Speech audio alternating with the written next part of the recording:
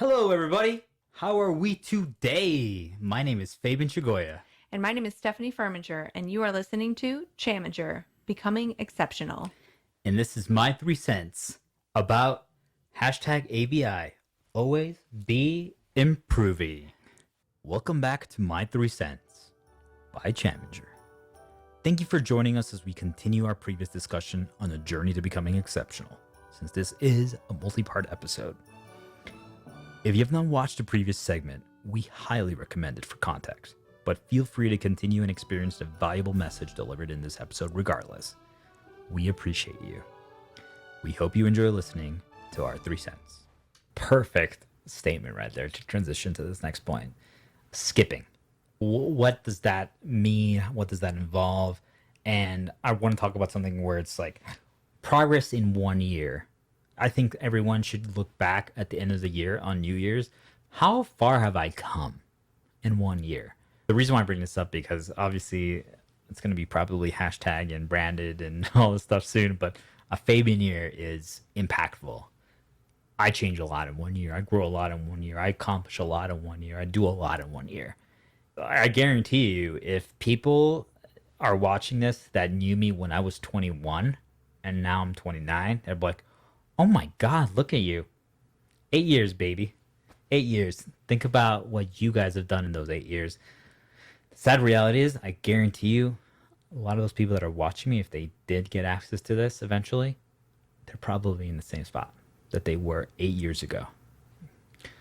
Dead end job, whatever it is. And that's fine for a brief period of time, but don't you want to do more? Is that your dream? Is that your passion? Like, those people are doing the same thing that I might have been doing. Let's say when I was 16, there might be still people that are working at a grocery store that I worked at when I was 16. Hey guys, 13 years later, what have you done in those 13 years? This is what I've done in those 13 years. And everyone has a different life, but you realize we all have the same exact 24 hours. And that's when things get really interesting.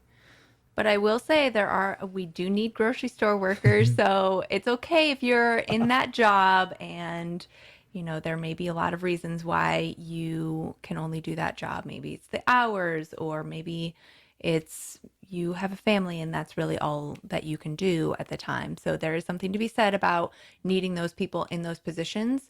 But if you are looking to improve professionally, then you need to be taking those steps in order to do so. Yep. No, you're right.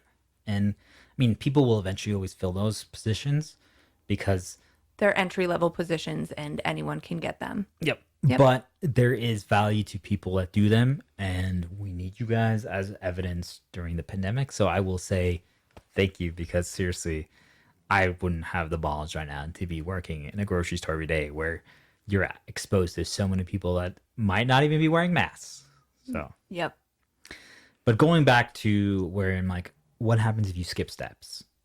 That essentially happened to me when I got my medical software sales job.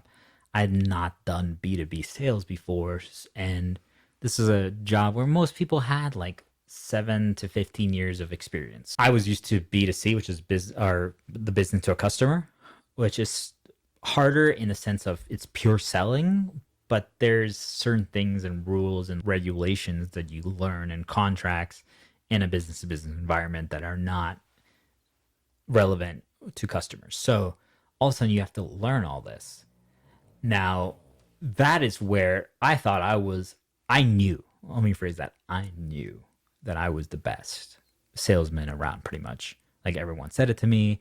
I was getting external validation.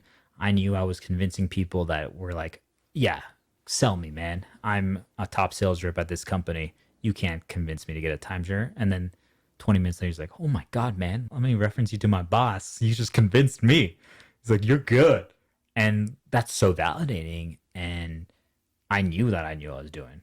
It was down to a science. That's kind of scary, by the way, that you can figure out people, because this really is human psychology and social skills and body language, and it's repeatable. But then you get to business to business, and I actually took a step back because I knew I had skipped a lot of steps. I got in through my connection with my boss, and my pure sales skills, but I had no product knowledge in this medical industry.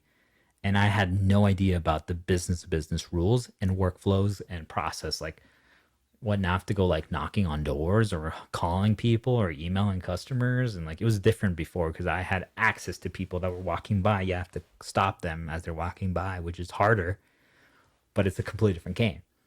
So most people might be like, oh, well, I got the job, I'm ready. There's definitely a big learning curve there. You definitely had a lot to learn. Tell us more about that process and what you learned about skipping steps from that.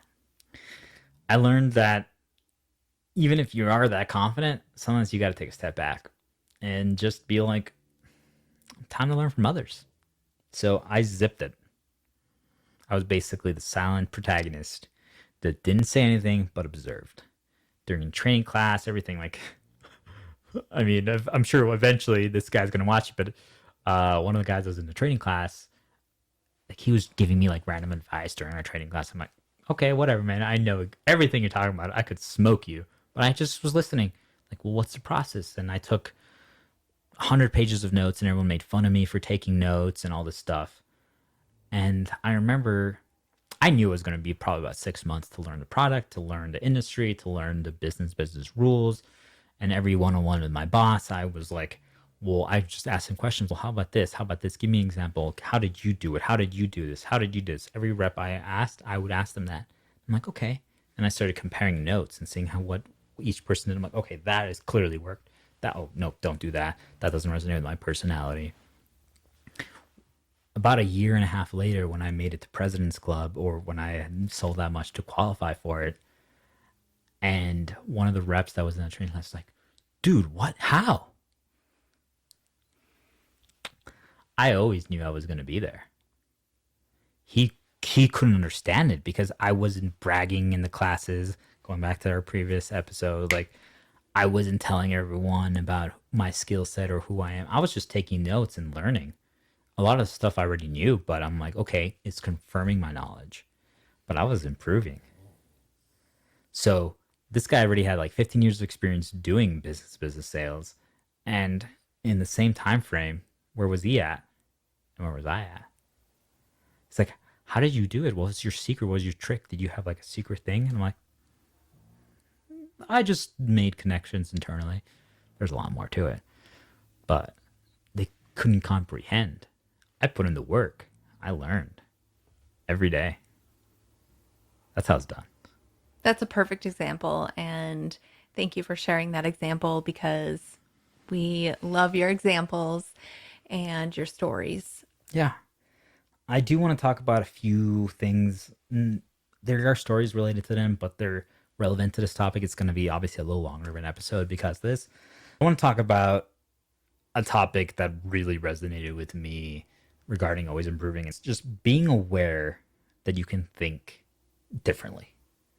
And it kind of happened because I started thinking, or because I always started growing and started learning and wanted to be more than what I am, going on this like self-improvement journey. It goes back to what I said about access to knowledge. I wasn't even aware the world worked a certain way before. And really what I'm talking about here, and I love you guys, by the way, just saying that as straight up. Parents, culture, you can disagree with them. Friends, you can disagree with them and be different and embrace you, and that's okay. Just to give you an extreme example of that, just think about North Korea. There's a limit to the access of information that the population has. They censor the media, they prevent internet access, etc., etc. And who knows what other stories and how much of it is even true. But most people don't know everything that's going on outside the world because the government prevents them from knowing what's going on outside the world. So now, if you grew up a certain way, if you were exposed to a culture that is very traditional, Mexicans, and your friend group is all like yes men, and you're just getting the same knowledge and the same viewpoints, and like this is how you have to be, you start believing that you have to be that way and you can't be different. You can't think differently. You have to impress when you host people, when you bring people over. You have to be like perfect and all this stuff. Oh, you can't say that. What would the neighbors think? Like, that's the kind of knowledge and information that was constantly like injected into my brain growing up. Culture, parents, friends, all that stuff. Nothing wrong with it. It's just who they are and what they were and how they grew up. Did it always resonate with you though? Or was there a point where it resonated with you and then all of a sudden you were like, wait, but that's not me? I'll just give a quick example. Sorry, mom, but I remember my mom once got mad at me that we were hosting some like friends and family, and I moved some of the pillows because I was laying there, and like our dog jumped up, and she was like, "Oh my god, I just fixed and organized all of them. What are you doing? They're coming soon." I'm like, really? We're freaking out over some pillows? Like, it just, I couldn't understand that. Like, they're gonna freak out over the fact that this pillow is not like in this position. I just couldn't get that at that point already. But I'm like, okay, yeah, I guess. And then I fixed the pillow, and there we were. Then I started. This is where I got older, and I started living by myself. And another point that I want to bring up is You just didn't have pillows, and that solved that issue. it did. It did. But it's leaving your hometown, leaving your safety net, going somewhere else where all of a sudden you're not only exposed to that one viewpoint, that one perspective. And it's like, wait a minute. I can act differently. I can be different. I can think differently. And that's okay. And I'm not implying that like I got whipped or beat or punished. I didn't, but it's just that was the one viewpoint. That was the way you lived. That was the right thing to do. And that's what you saw growing up. You have a tendency, everyone, not just you, but people have a tendency to imitate how they see things. Yep. Yep. It was really surprising to me when I started going, especially really on this ABI journey, the self-improvement journey of reading lots of books, talking to many different people from so many different backgrounds and that had success, some that didn't have success, listening to videos, motivational speeches, etc., TED Talks, so much, just getting so much information. I'm like, wait, you can actually question, and this is going to be crazy because most people might already realize this, but literally, I didn't realize you could actually like basically almost say no to the way you were raised, like what your culture expectation was and your parents' expectations was. I'm like, well, I can't disappoint them. I have to do this because this is what my parents and my Mexican culture and the German culture expects. I could do that. I'm like, I could actually do that and things are going to be okay. Just that access, that exposure to new information, new knowledge was like a light bulb went off. I'm like, oh my goodness, I can actually just be me and like, I'm not going to, I don't know, get punished or something. Like, I don't even know how to phrase it. It was just such a crazy moment to experience. It was the game changer, like that access of going on this journey of just learning more about how the world works and information and be like, wait, whoa, oh my goodness. And it makes me feel for the people that just don't have access to more information and knowledge. And the reason why I say that is because I used to, again, work at the medical software sales job, and I would go to rural areas and I would go to not so rural areas. And you go to the rural areas and just, I would walk through there and seem like an alien. People would be like, whoa, what are you? And that just blew my mind that we're all living in the same world, but that could happen. And it's just, they just have the same friend group. They all live in the same spot. The best jobs are in XYZ business that have been around for 80 years, and that's it. Like, that's their circle. Yeah, it's almost like when you move to a new place, you're getting new perspectives on ways to live, things to do, etc. It's basically just gaining new perspective from what you're used to seeing and hearing and living every day. Exactly. And I mean, I was lucky that I already had a lot of the seeds planted at a young age because of the fact that we traveled and moved so much growing up because of my dad's work. Living in third world countries and different countries, you start seeing commonalities, you start seeing differences. It gave me already the motivation and the strength to like view different perspectives. I mean, not to sound too elitist, but I remember growing up, someone's in the U.S. and like, for example, in Mexico or in Ecuador, kids would be saying something. I'm like, you don't know anything, man. Like that's not how the world works. And I'm like a 13-year-old kid, and I'm thinking that about some other kid, But that's just crazy because that is what is access to knowledge, and that's why I say like the people who are not always learning, not always improving, it's you are literally playing on a different playing field. Like there's so many people that are up here and you're down here, and there's nothing wrong with that, but as long as you're willing to put in the work and effort down the road to keep growing, I would think most people want to know how the world really is rather than just living in their own little cocoon or shell. But I think a lot of people just get complacent and they feel comfortable on that plane. So they just stay there. And I mean, I can say that I've felt that in my life. So I'm sure that a lot of other people find that as well. And I know that we've talked about it a lot, but it's nice to hear that being told to me that, there are other things out there. There's other perspectives. There's other jobs. There's, a lot more out there. So gather as much as you can in and see what you want, where you want to be, what you want to do, and don't just keep doing the same thing every single day just because you're comfortable with that. Yeah. And I want to keep repeating this because obviously this is a pretty intense view on yourself and the world. It's definitely going to rattle some people when they are like, well, why do you force people to change it? It's not. If you are happy, like if you wake up satisfied, you're confident, you feel good about where you're at in life, and you feel satisfied and proud with what you're doing every day, you don't need to.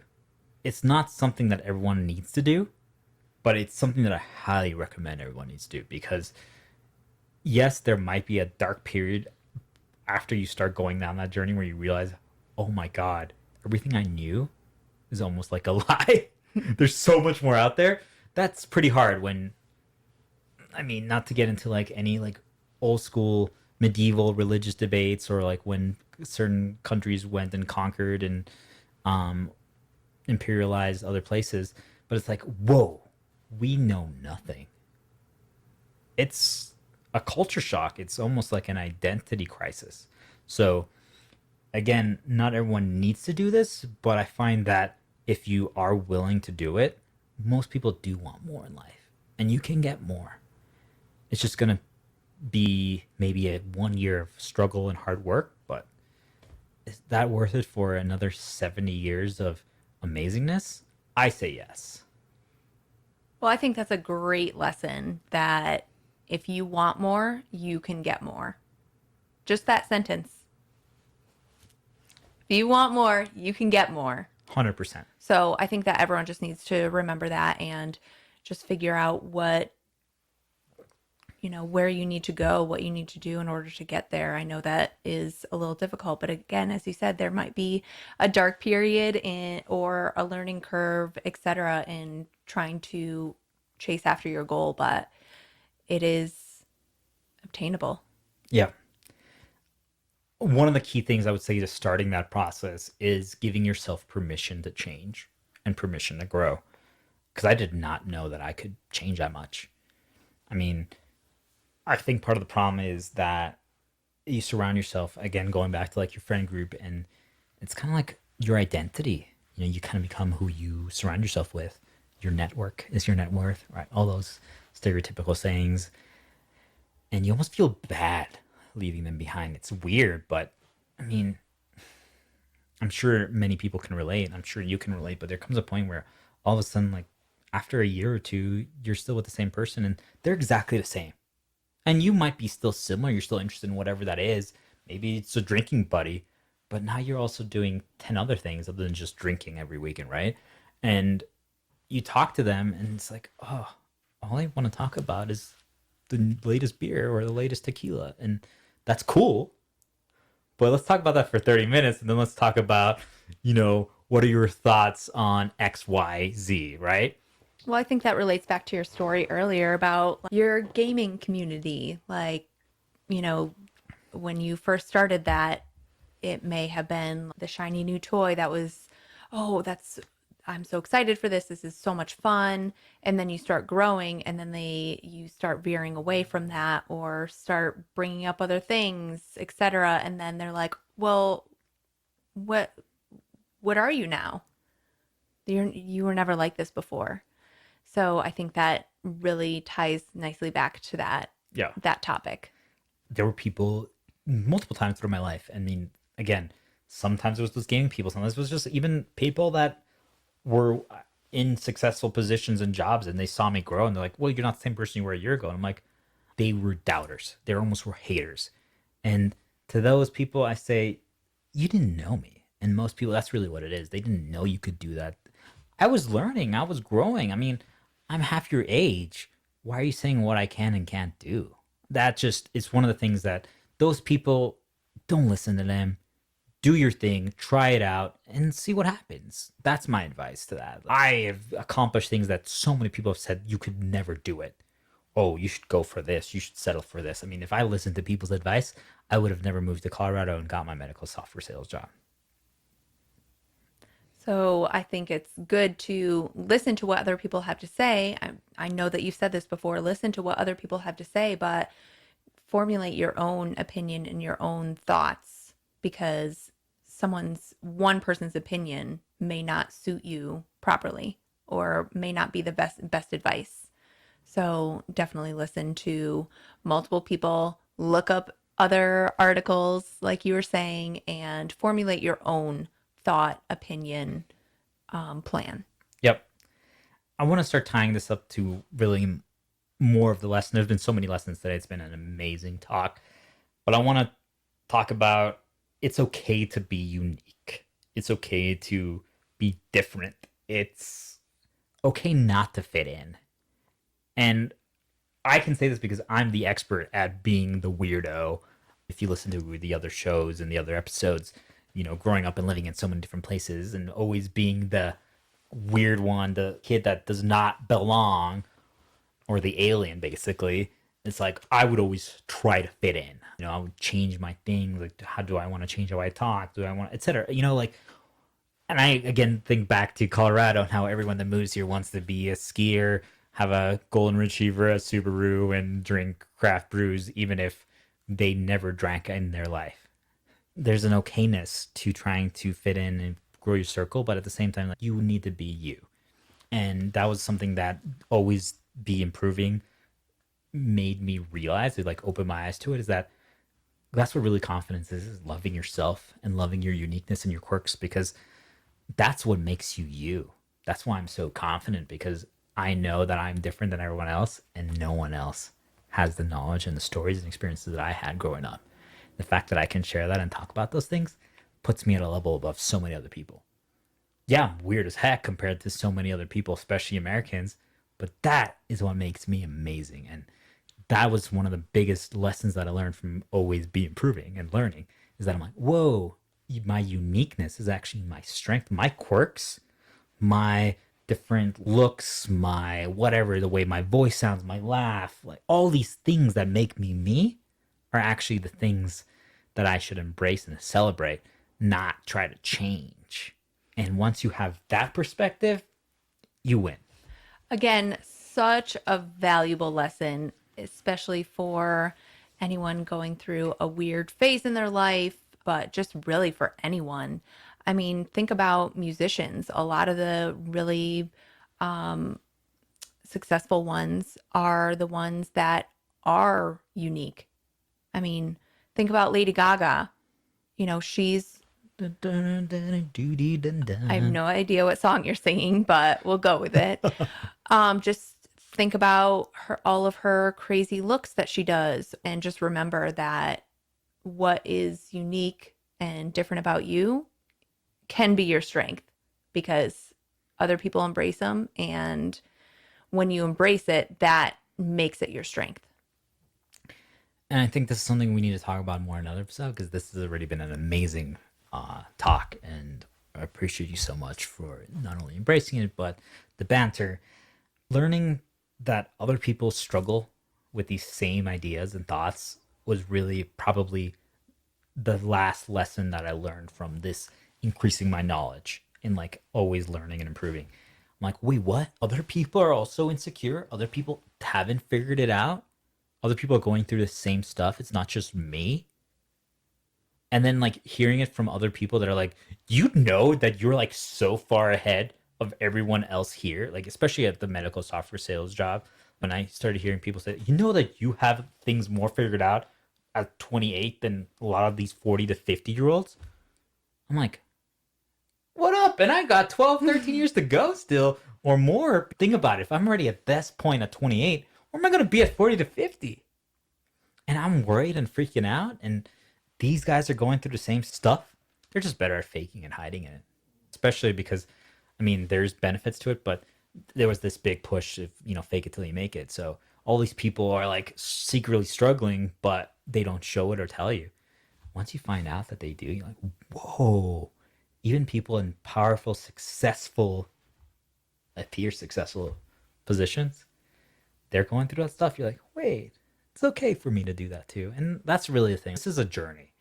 It's a long adventure. As long as you start changing daily habits, you keep working on yourself, you always strive for more, and you start slowly identifying the things that you can improve and work on, that's the game changer. Well, like you said, it is a long adventure because if you are always improving, then it's literally a lifetime. Yeah. So yes, it is a long adventure, and the startup may be the hardest part, but just remember that it's going to pay off if you're doing it properly and doing it right and doing it your way. Well, before we go, Stephanie, what are your thoughts? Like, if you applied it almost like to yourself in a very high level, few sentences, or however long you want to be, like, how do you feel like you could apply this? Because again, like, everyone is different. My journey is very different than other people. I mean, just for example, with my last job, I had a huge learning curve. I mean, just like you and your medical software sales job, I had never worked in the industry before, and it's it's a big learning curve, and I just had to stick in there and remember. I mean, I was there for a very long time. I was there for almost 10 years, and there's just a lot that I wanted to grow in that position, and I didn't always feel that way when I first started. Like once I kind of got the hang of things, um, I was like, okay, I'm good. But then I always felt like I wanted to continually do more, but it was never like this big push. It was just little steps to learn more and improve, etc. But then towards the end of working there, really wanted, I really wanted more, and unfortunately, my job couldn't get me that. So that's ultimately why I ended up leaving. But I realized, and thanks to you, you helped me realize that I could do more and I could be more. But unfortunately, my job couldn't give me that. So that's why I again ended up leaving. But I wanted to strive for more. I wanted to learn more. I wanted to have more of an impact. Well, I'll say that you've accomplished all of that, and there's still more to come for both of us. But uh, my takeaway from that is it has to come from you. You wanted it. You had the work ethic. By the way, does she have the work ethic and the motivation? And you wanted to change your circumstances, and you did. And I think that's the key takeaway, that it has to come from you. Other people can give advice, recommendations, but if you don't want it yourself, it's never going to happen. Yep, I agree. And I think that deep down, I always really wanted more, which is why throughout my years there, I was continually adding more duties to my job and learning how to do different things because I did want more, but I just didn't realize that I wanted so much more than what I was able to get out of that position. That's so impressive. I'm super proud of you. It's a hard thing. It's a hard thing to want more, to do more, especially when for me it was easy with sales because you got a commission, but when you're like on hourly or salary, it's hard to push yourself and self motivate because I had always an external thing that helped me. So the fact that you were able to do that solo, kudos. Thank you. Well, I think this has been a bit longer, but has been very productive. And it's something that goes to show you this is really the foundation of everything that Chaminger Becoming Exceptional is. Like hashtag ABI, always be improving. Like every topic that we discuss previously and in the future always comes back down to this. Not only do you want to do this, but you have to start on this journey because you want it. And if you keep thinking about it and you keep learning, you're that sponge and you pay attention to these things, it's going to start slowly happening. Look back every year, every few months, like do a check in, like what's your progress? And realize that whatever it is, that's okay. Even if you're 1% better than you were yesterday, and better is subjective, it's better for you. Do you think you're better? That's all that matters. Don't listen to anyone else in that regard. If you feel you're better than you were yesterday, you won. That's my take on this. What do you? Yeah, there were so many lessons in this episode. And I mean, I'm going to be listening back to this episode and I'm going to be like, oh, there's a lesson, there's a lesson, there's a lesson. So, really, there really was so much value in this episode. And it really is what the Challenger brand is about. Again, that ABI, ABL, if you want to, Yes. always be learning. But really, there just was so much. And I appreciate all of your stories and all of your little gold nuggets that you love to give us. It's really so, so valuable. You make it easy. Well, I just want to remind everyone to hashtag ABI and hashtag be a sponge. We mentioned that earlier, and I think maybe we mentioned it in another episode, but it's really they're great reminders for yourself. And if you do go on any type of journey, I do, as I mentioned earlier in the episode, it is really valuable when you start documenting that journey because then you can look back on it later and remember, oh, this is where I started. Because as you mentioned, it's really hard to see the change from day to day. But once you go back and look at the beginning, then you can see where you were at the beginning and where you are now. So if that is something that you like to see, I highly recommend documenting it in some way. Have like a daily journal or a weekly journal or whatever your journey is. It is definitely encouraging and valuable to document that throughout the way. Well, with that, I love that. That's the perfect summary, Stephanie. Thank you so much for listening. We appreciate you. We couldn't do this without you. So let us know what journey or what project you are working on for self improvement or always be improving. And if you're not, have you thought about starting? And just remember to let us know what you think about this episode and follow the Challenger brand. There's a lot more coming, and we're coming in hot.